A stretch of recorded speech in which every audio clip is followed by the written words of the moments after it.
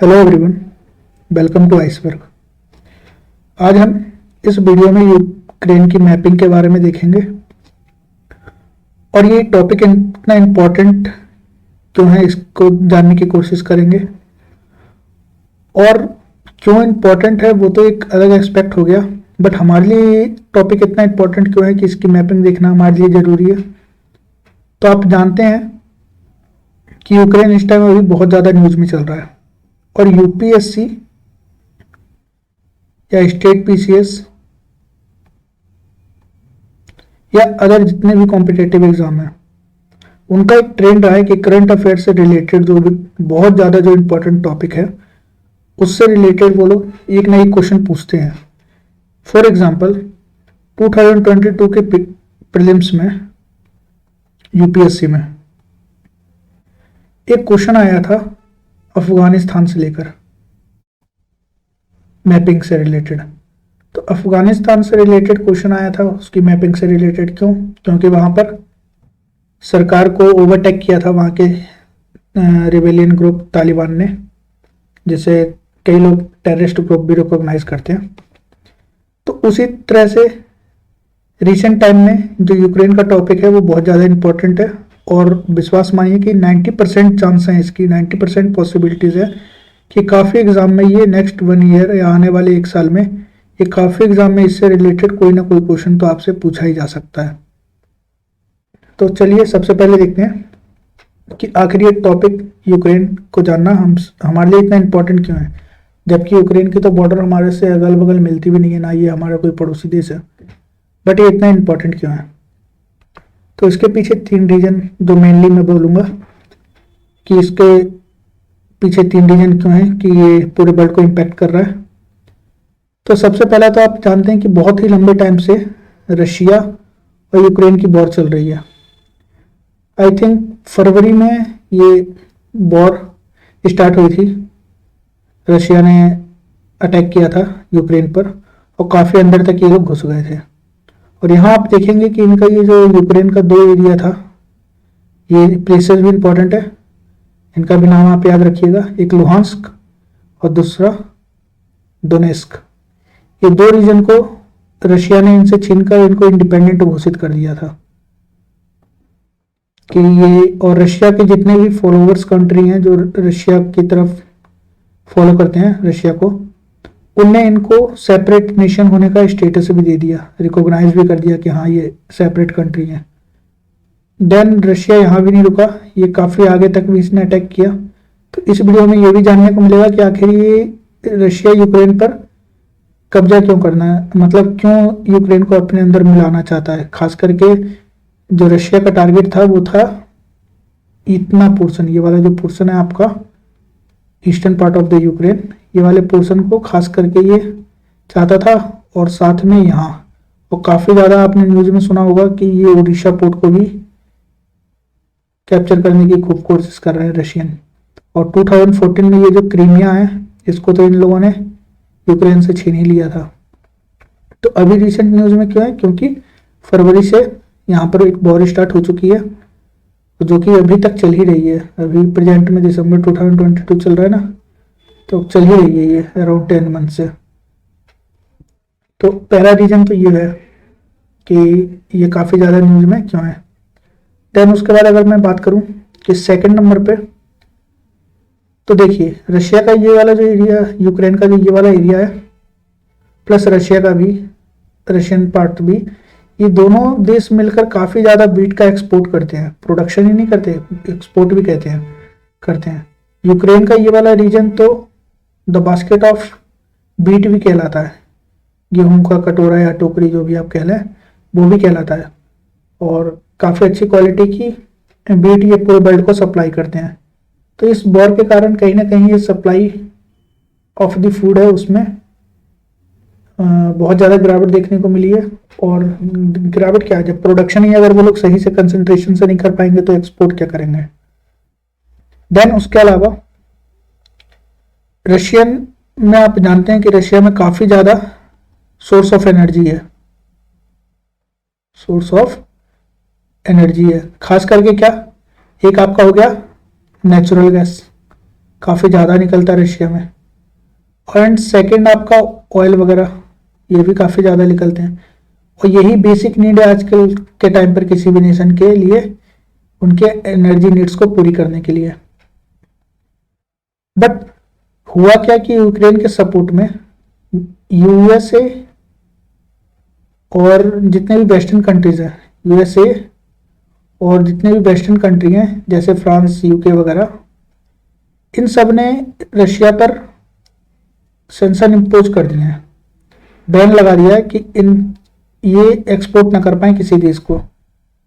तो इससे क्या हुआ कि पूरे वर्ल्ड में फूड की तो क्राइसिस चल ही रही, फूड का सप्लाई तो रुक ही गया, साथ में एनर्जी के सप्लाई में भी बहुत ज़्यादा प्रॉब्लम देखने को मिलने स्टार्ट हो गई। तो इसलिए भी ये काफ़ी ज़्यादा इसने पूरे वर्ल्ड को इसलिए इम्पैक्ट किया। क्यों? क्योंकि इस वॉर ने ना केवल रशिया यूक्रेन को, बल्कि इसने पूरे global supply of the food and energy को भी इम्पैक्ट किया है।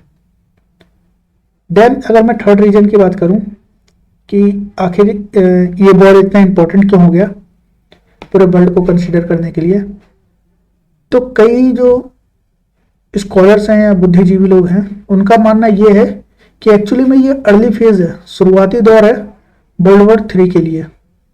क्यों? तो सबसे पहले थोड़ा हम ये देख लेते हैं कि आखिर ये वॉर स्टार्ट क्यों हुई।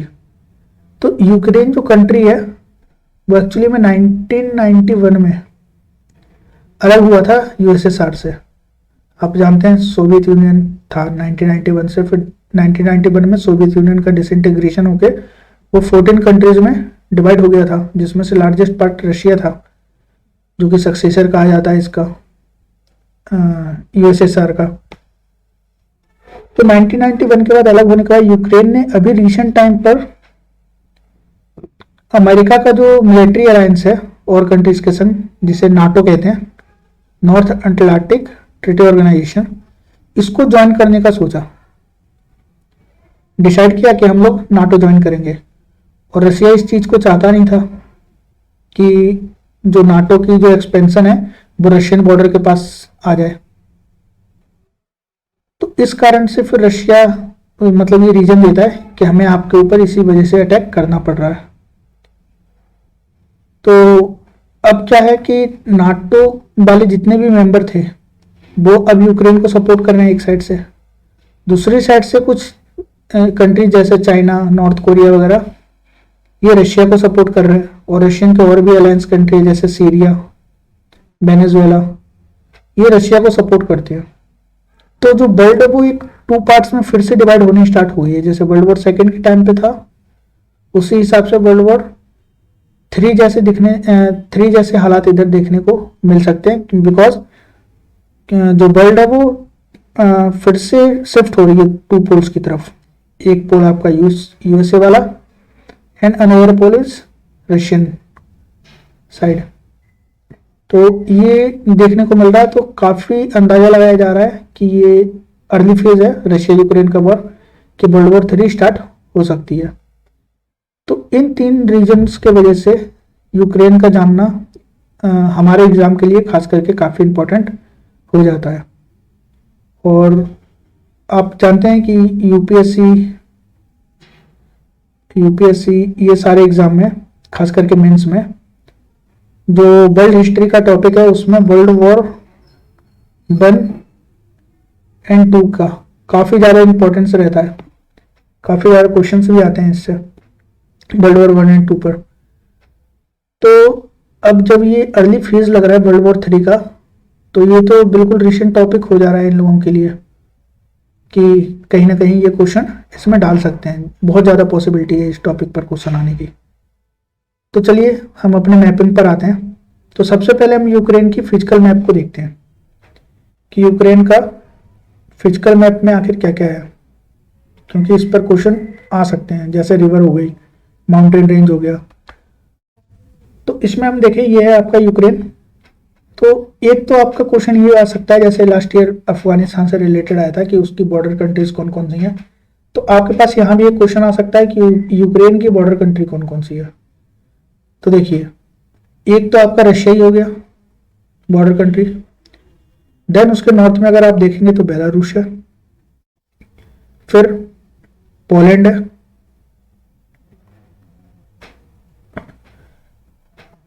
रोमानिया, मोल्दोवा, और यहां पर एक और कंट्री है जिसका नाम है स्लोवाकिया। तो ये कुछ कंट्रीज हैं जो कि बॉर्डर शेयर करती हैं आपकी किसके साथ, यूक्रेन के साथ। आप इसको किसी भी कोड वगैरह में कोड सकते हैं, या फिर अगर आपको कंट्री का नाम अगर याद है तो काफ़ी अच्छी बात है। अगर मैं इसकी साउथ में बात करूँ यूक्रेन की, तो यूक्रेन के साउथ में वाटर बॉडीज है दो इंपॉर्टेंट। एक है ये आपका ब्लैक सी,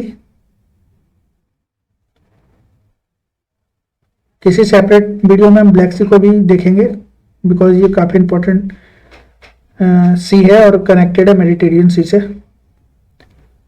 एंड ये एक और है जो इसको बोलते हैं सी ऑफ अजोव। तो ये दो इंपॉर्टेंट वाटर बॉडी है। और ये क्रीमियन आइलैंड जिसको रशिया ने 2014 में यूक्रेन से ले लिया था। और इसी की वजह से क्या हुआ था कि रशिया G8 कंट्रीज का पार्ट था, बट 2014 में बाकी की 7 कंट्रीज ने रशिया को इस ग्रुप से बाहर निकालकर इसको वापस से G7 बना दिया। G7 ग्रुप के बारे में भी आप जानते होंगे, अदरवाइज अगर आप कहेंगे तो इसको मैं अलग लेक्चर वीडियो में बता दूंगा इसके बारे में सारा कुछ। तो ये हो गया कंट्रीज जो बॉर्डर शेयर करती हैं यूक्रेन के साथ, काफ़ी इंपॉर्टेंट है। अगर मैं रिवर्स की बात करूं तो यूक्रेन की जो सबसे मेन रिवर है वो है नाइपर, इसमें डी साइलेंट रहता है, नाइपर रिवर। और नाइपर रिवर यूक्रेन की समझ लीजिए कि जैसे इंडिया की गंगा रिवर है वैसे यूक्रेन के लिए नाइपर रिवर है, life line of the Ukraine. ये यूक्रेन को दो पार्ट्स में डिवाइड करती है, eastern part and western part. जो नाइपर का ईस्टर्न पार्ट है वो एक्चुअली में लोअर लैंड है, मीन्स फर्टाइल लैंड है ये। तो फर्टाइल लैंड होने की वजह से क्या है, जितनी भी एग्रीकल्चरल प्रोडक्शन है यूक्रेन का, most of the agricultural production of Ukraine, ये पूरा का पूरा इनके ईस्टर्न पार्ट में रहता है। और बास्केट ऑफ द व्हीट इसी को कहते हैं। देन जो वेस्टर्न पार्ट है यूक्रेन का वो अपलैंड है, मीन्स माउंटेन एंड प्लेट्यू वाला रीजन।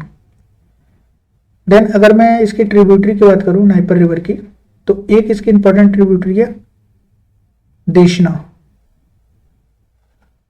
देन अगर मैं दूसरी second largest river of the Ukraine की बात करूं तो इनकी जो सेकंड लार्जेस्ट रिवर है उसका नाम है सदर्नबर्ग। और ये दोनों रिवर्स आकर ब्लैक सी में मिलती हैं। ये देखिए ये आपका नाइपर हो गया, ऐसे चलते हुए ये ब्लैक सी में आई, और इधर से ये सदर्नबर्ग भी आगे चलते चलते और ये ब्लैक सी में गिरती है। इनका एक इंपॉर्टेंट माउंटेन रेंज है जिसका नाम है ईस्टर्न कार्पेथियन। एक इंपॉर्टेंट माउंटेन रेंज है जो कि एक्सपेंडेड है टुवर्ड्स द रोमानिया।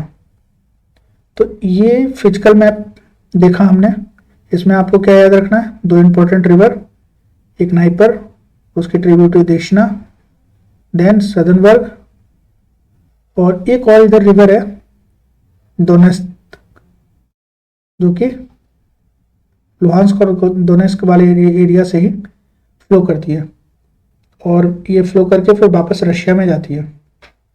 तो ये भी एक इंपॉर्टेंट रिवर है।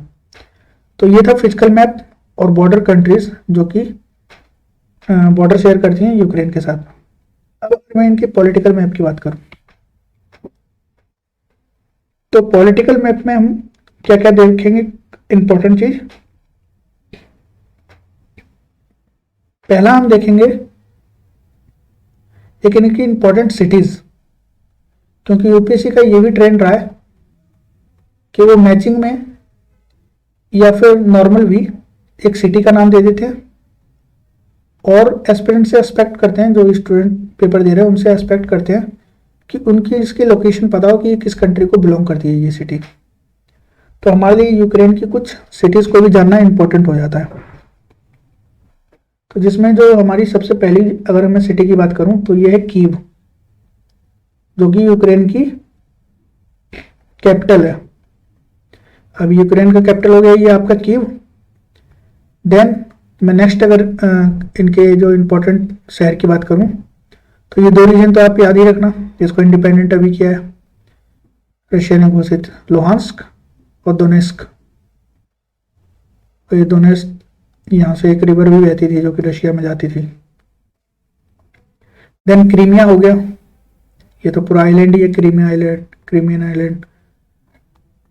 फिर इनका एक और जो इम्पोर्टेंट रिवर है जो काफी ज्यादा न्यूज में, वो सिटी है जो कि काफी ज्यादा न्यूज में रहती है, वो है खेरसोन। खेरसोन। और रशिया ने अभी बहुत ज्यादा ट्राई किया कि ये लोग ओडेशा, एक सिटी है एक्चुअली में, ये पोर्ट है, पोर्ट के बारे में भी मैं बताऊंगा सब पोर्ट्स के बारे में, इसको कैप्चर करने का बहुत ज़्यादा कोशिश किया, बिकॉज ये यूक्रेन की एक बहुत इंपॉर्टेंट साइट है जो कि इसको एक्सेस प्रोवाइड करती है ब्लैक सी में, और रशिया इसको ब्लॉक करके पूरे यूक्रेन को लैंडलॉक बनाना चाहता था। देन एक इंपॉर्टेंट और शहर आपको याद रखना है जो कि न्यूज में था, खार्किव। इसको रशिया ने शुरू में कैप्चर कर लिया था, लेकिन बाद में बताया जाता है कि यूक्रेनियन आर्मी ने इसको वापस से रिटेक कर लिया है वापस से। बट ये खार्किव भी काफ़ी ज़्यादा जो शहर है वो न्यूज़ में रहता है। एक इनका ये मारियोपोल भी इम्पोर्टेंट सिटी है जो कि न्यूज़ में है। एक इनका बहुत फेमस, मतलब ये वॉर से पहले फेमस था, वॉर से पहले ही इनकी एक सिटी थी चेरनोबिल। चेरनोबिल सिटी ये इंपॉर्टेंट क्यों थी? वर्ल्ड का अब तक का जो सबसे डेंजरस, मतलब हाईएस्ट लेवल की, अगर मैं न्यूक्लियर एक्सीडेंट की बात करूं, न्यूक्लियर डिजास्टर, न्यूक्लियर डिजास्टर के बारे में तो हम लोग काफी पढ़ते ही रहते हैं। तो वर्ल्ड का जो सबसे बड़ा न्यूक्लियर डिजास्टर हुआ है, ये हुआ था अराउंड 1985 आई थिंक, या इसी के अगल बगल में न्यूक्लियर डिजास्टर हुआ था वर्ल्ड का सबसे बड़ा, 1985 या 86 के आसपास। तो उस टाइम पर वर्ल्ड का जो सबसे बड़ा जो न्यूक्लियर डिजास्टर हुआ इस चेरनोबिल में, इसके बाद कहा जाता है कि यहाँ पर उसके रेडिएशंस का इतना ज़्यादा इफेक्ट पड़ा कि इस डिजास्टर के काफ़ी सालों बाद तक इस एरिया में इवन प्लांट तक ग्रो नहीं कर पाए थे, बैरन लैंड हो गया था, बंजर जमीन हो गई थी पूरी। और जितने भी यहाँ से जो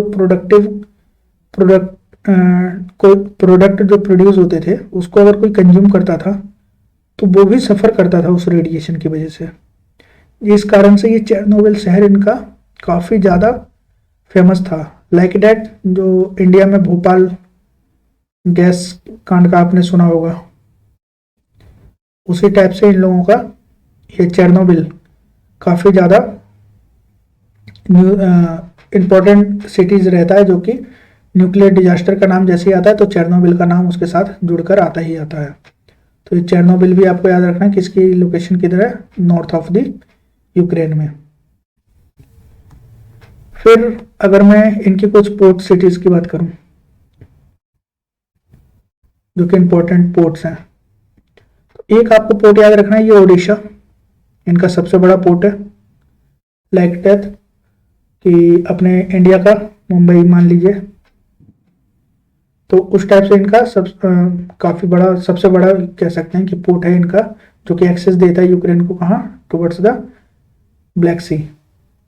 इसके अलावा एक इंपॉर्टेंट पोर्ट इनका क्रीमियन आइलैंड का एक इंपॉर्टेंट पोर्ट है, उसको भी आप याद रख सकते हैं, जिसका नाम है ये सेवास्तोपोल। तो ये सेवास्तोपोल भी काफ़ी ज़्यादा इंपॉर्टेंट पोर्ट है जो कि यूक्रेन का था, बट मैंने जैसा कि बताया 2014 में रशिया ने इसको ले लिया था, कैप्चर कर लिया था। इसके अलावा ये खेरसोन भी इंपॉर्टेंट साइट्स है इनकी, एज अ बिजनेस के पर्पज से देखा जाए। एंड ये मारियोपोल भी काफ़ी इंपॉर्टेंट साइट्स है। इसकी कैपिटल याद रखना है आपको, कीव। फिजिकल मैप में हमने ये रिवर देख लिया, नाइपर एंड सदनबर्ग, और इसकी ट्रिब्यूटरी देशना। तो ये था पॉलिटिकल मैप यूक्रेन का। तो ये इसमें आई थिंक हमने इस वीडियो में काफ़ी कुछ कवर किया, इसका करंट एस्पेक्ट्स भी, कि यूक्रेन आखिरकार इतना इम्पोर्टेंट क्यों है कि इसको डिस्कस किया जाए। देन हमने ये भी बात की कि किस तरह से ये फूड सप्लाई वगैरह को भी इम्पैक्ट कर रहा है, फूड सप्लाई का भी हमने देखा, और एनर्जी सप्लाई को किस तरह से इसने इफेक्ट किया। और सबसे इम्पोर्टेंट चीज़ कि एग्जाम पर्पस के लिए हमें ये जानना कि यूक्रेन से रिलेटेड कौन कौन से फिजिकल प्लेसेस हैं और कौन से पॉलिटिकल मीन्स कि कौन कौन से सिटीज इंपॉर्टेंट है और पोर्ट्स इंपॉर्टेंट है, जो कि एग्जाम में हमारे आ सकता है। ये चेरनोबिल भी याद रखिएगा, बिकॉज ये अगर वो लोग रिलेट करें इस करंट अफेयर को स्टैटिक से, तो चेरनोबिल का आ सकता है, या तो इन्वायरमेंट में आए आपसे पूछ सकते हैं वो लोग न्यूक्लियर डिजास्टर से रिलेटेड, या ये प्लेस के बारे में भी पूछ सकते हैं वो। देन एक चीज़ और देख लीजिए, ये है यूक्रेन के प्रेसिडेंट, इनका नाम है व्लादिमीर जेलेंस्की। तो ये व्लादिमीर जेलेंस्की भी काफ़ी ज़्यादा इम्पोर्टेंट हैं आज के टाइम पर, बिकॉज इतने बड़े देश रशिया से पंगा लेना और उसके अटैक के बावजूद हार ना मानना, तो काफ़ी ब्रेव पर्सन भी आप कह सकते हैं इनको। भले ही आप किसी भी देश का सपोर्ट करते हो, बट एज अ न्यूट्रल देखा जाए तो काफ़ी ब्रेव प्रेसिडेंट कहलाएंगे ये ऑफ कोर्स इन फ्यूचर। कि अगर ब्रेव प्रेसिडेंट के अगर एग्जांपल वगैरह दिया जाएगा तो यूक्रेन के इस प्रेसिडेंट का मे भी, जहाँ तक मुझे लगता है कि एग्जांपल में यूज जरूर किया जाएगा, कि जेलेंस्की जैसा ब्रेव प्रेसिडेंट मिलना काफ़ी मुश्किल होता है। So thank you, thanks a lot, and keep watching with us. Thanks.